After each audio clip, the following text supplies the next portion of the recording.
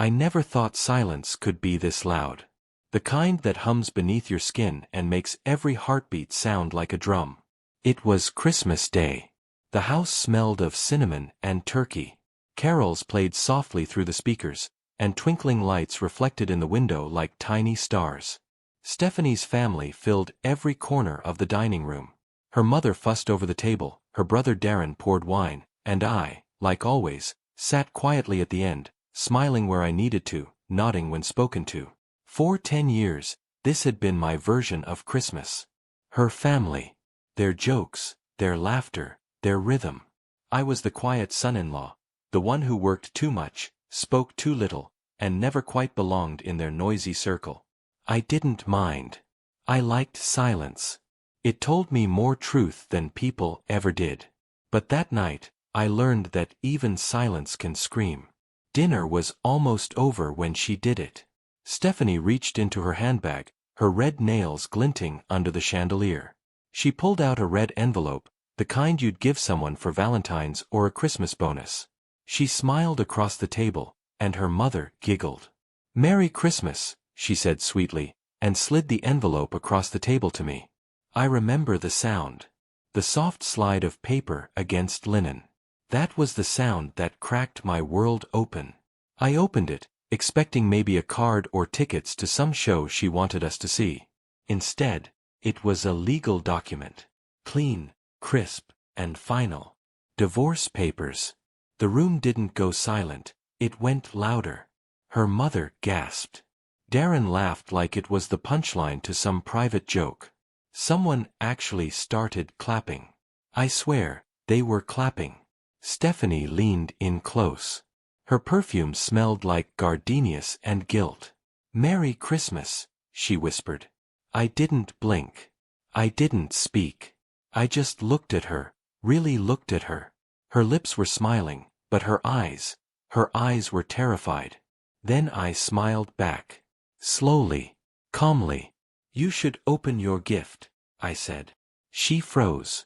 Because she didn't expect one.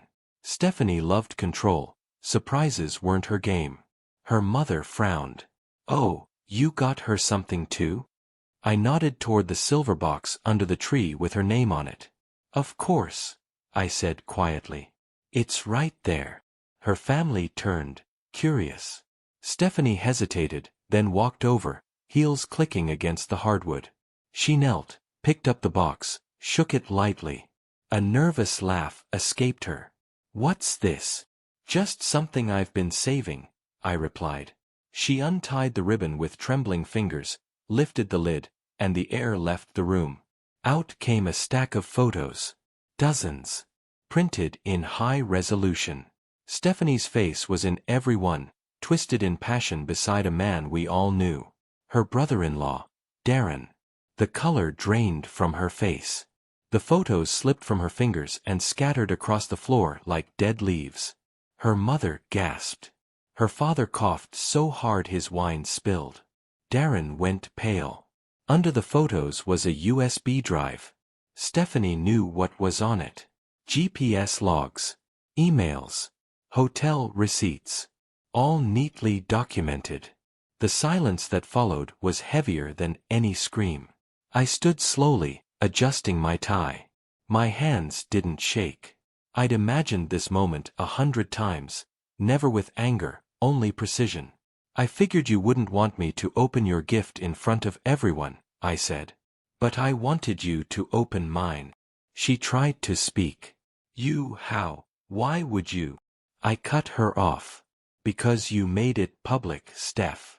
Thought I'd return the favor." Darren stood up. "Look man, let's just talk." I turned to him, my voice calm but sharp. "You might want to lawyer up. Using company funds for your hotel stays? That's embezzlement. Your boss already got the evidence." Her father's glass shattered against the floor. Her mother covered her mouth in shock. I looked back at Stephanie. She was shaking now, her hands clutching the tablecloth like it could save her. "I'll be filing tomorrow," I said evenly. "Adultery. With full evidence." Her lip quivered. "You wouldn't." I smiled faintly. You handed me divorce papers on Christmas Day. In front of your family. While they clapped. Nobody was clapping now. I walked toward the door, slow and deliberate. By the way, I said, pausing at the threshold, you don't own the house anymore. Check the deed. You also signed away your stake in my firm when you approved those tax documents you didn't read. Her mother looked at me, eyes wide. What are you saying? I glanced back at Stephanie. She'll need a place to stay. Then I put on my coat. The lights of the Christmas tree flickered across the floor, reflecting off the scattered photos. Stephanie sat frozen, broken in the glow. I reached for the doorknob, took one last look at her, and said, Merry Christmas. Outside, the air was cold enough to sting. I slid into my car, closed the door, and just sat there. My breath fogged the windshield. The world was quiet again. Not angry. Not sad. Just quiet. And for the first time in years, I felt free. Because when you hand a man like me divorce papers on Christmas Day, you'd better pray he didn't bring a gift. I did. And it was wrapped in truth. Bow and all. When I first met Stephanie, she laughed before she spoke. Not at me, just in general. She laughed at life, at awkward pauses, at spilled coffee, at anything that could make the air lighter. I was the opposite, the kind of man who thought silence was comfort. She thought it was loneliness. Maybe that's why she found me interesting. It was our second year in college. She was studying communications, I was a law student. I lived by rules, she lived by impulse. I liked plans, she liked surprises. If you'd told me then that I'd fall for someone like her, I'd have said you were out of your mind. But there she was, sitting on the library floor one afternoon, pretending to read a book she clearly didn't understand, laughing at herself for it. I offered to help. She said, only if you buy me coffee after. That's how it started. Back then, she made me believe in warmth, the kind you can't reason with. She made my world feel human. I'd been raised on structure, discipline, responsibility. My father was a military man who believed emotions were weaknesses. Stephanie was the first person who made me feel like maybe vulnerability wasn't a flaw. Our relationship moved fast. Within months, we were inseparable.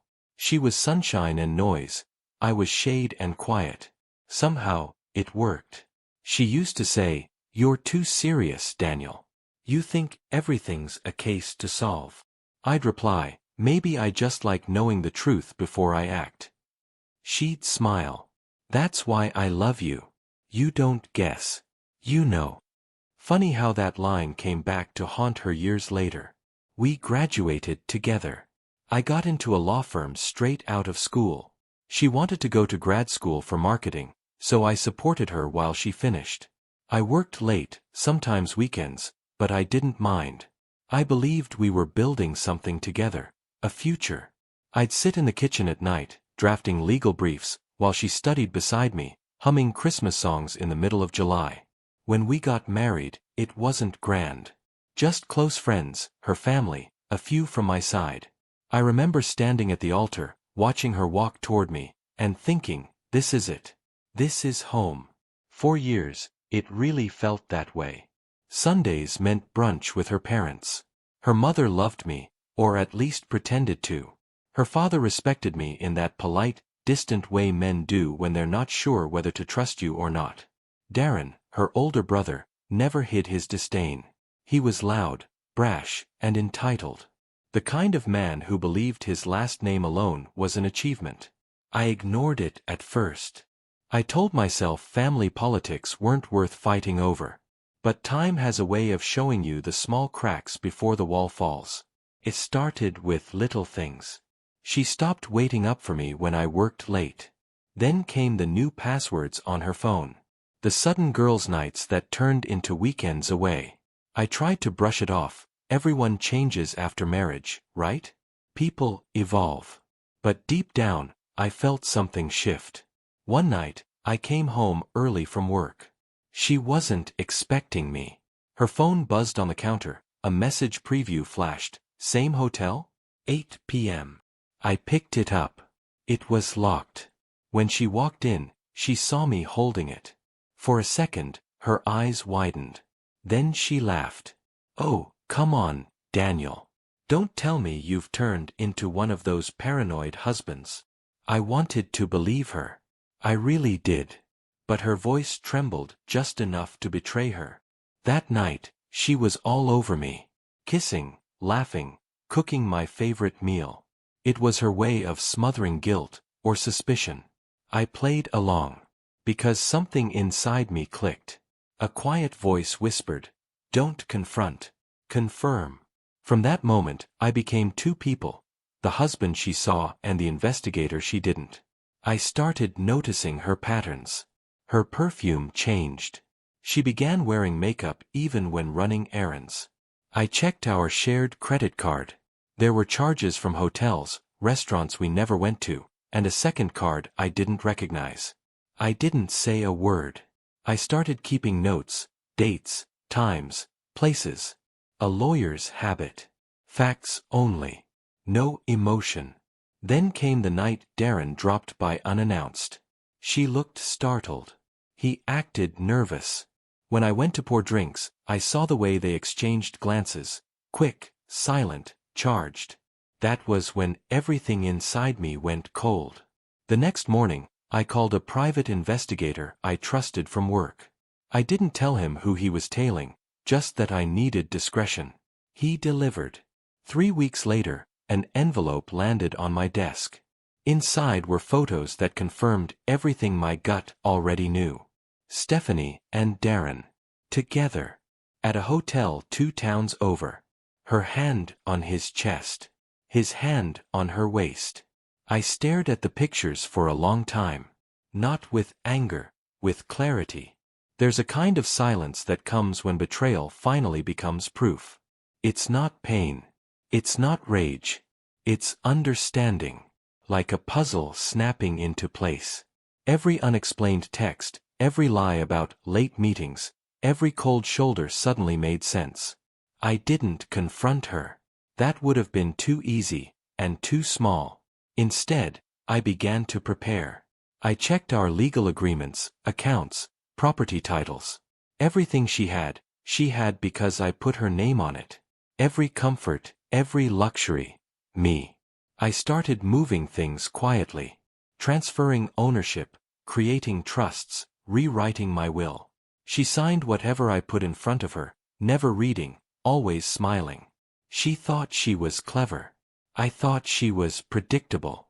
We slept in the same bed. Ate at the same table. But something between us had died. And the worst part was, she didn't even notice. She thought she was walking on solid ground, not realizing I'd already pulled the earth from under her feet. Still, I waited. Patience became my armor.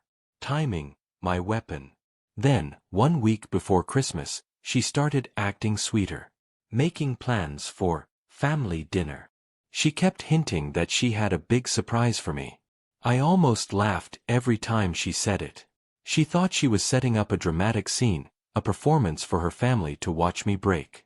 But the thing about playing games with a strategist is simple.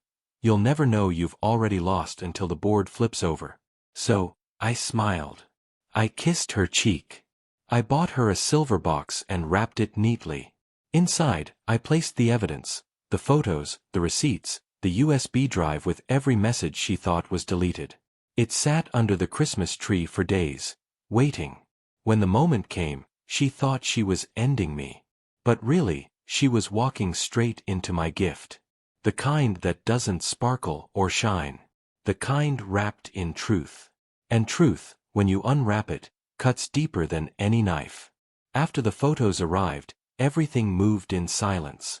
There's a rhythm to preparing a storm. It isn't loud. It's patient. It's the sound of locks being changed one by one while the world hums on, oblivious. I had proof now, photos, receipts, GPS pings. But proof without position is powerless. Evidence needs a stage. So I built one, brick by quiet brick. I started with the things she never looked at. Paperwork, trusts, deeds, corporate filings. She had always trusted me with the boring things: signatures on forms, tax updates, consent lines on mortgage papers. She trusted because trust was easier than reading, because her life had always been about feelings and I'd been the one with the ledger. I used that. Not with malice, but with strategy. I moved assets into places she didn't know to look. A transfer here, a trust there. An old property title changed to my sister's name months before anyone could suspect. It felt clinical, like marking chess pieces into position. I rewrote my will quietly, not to hurt her, but to protect what I had built from impulsive hands. I set up a trust for our investments, complex wording, legal clauses that would make a layperson's head swim. She signed the papers without reading them. Why would she? She always thought paperwork was a formality. I taught her it was a ritual.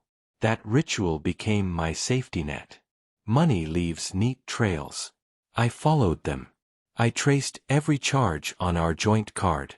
Hotel receipts. Late-night dinners. A second card with a different billing address. That card was my first piece of leverage. I made copies, cataloged dates, matched them to the photographs. I organized the evidence like a file in court: dates, times, locations, corroborating receipts. My lawyer brain loved the order of it. It didn't feel like revenge so much as insurance. Darren was a different matter. He was loud, careless, and greedy. He liked appearances more than accountability. That arrogance would be useful. I dug into his company's expense reports and cross-referenced them with the hotel receipts.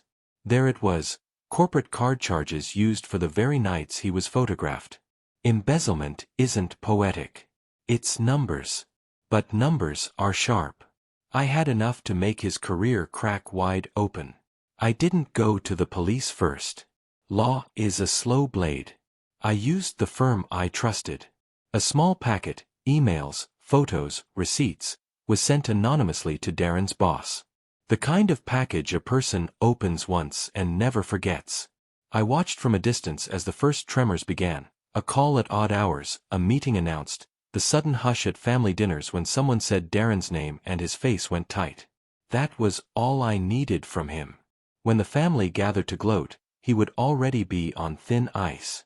The private investigator I hired kept working. He gave me more than pictures: logs of their comings and goings, timestamps, hotel registrations under names similar enough to be brazen. He recorded voices and collected messages.